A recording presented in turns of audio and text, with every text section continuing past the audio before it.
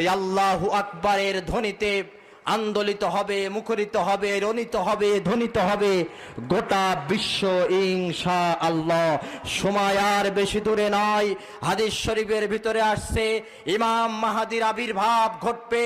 ইমাম মাহাদির প্রধান অস্ত্র হবে আল্লাহু আকবার।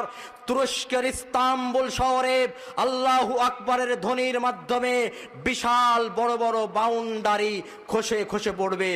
আল্লাহু আকবরের ধ্বনির মাধ্যমে ইহুদিদের দ্বারা দখলকৃত বাইতুল মুকাদ্দাস মসজিদ মুসলমানদের কবলে আবারও চলে আসবে ইনশাআল্লাহ। এই আল্লাহু আকবরের স্লোগান এমনই একটি স্লোগান, বোমা, রিভলভার, ককটেল যেই ভয় মুসলমানদের ভিতরে ঢুকাতে পারে না, মুসলমানদের আল্লাহু আকবার, নারাই তাকবীর আল্লাহু আকবরের স্লোগান সেই ভয় বাতিল শক্তির ভিতরে ঢোকায়। যুগ জামানা পাল্টে দিতে চাই না অনেকজন, এক মানুষে আনতে পারে জাতির জাগরণ।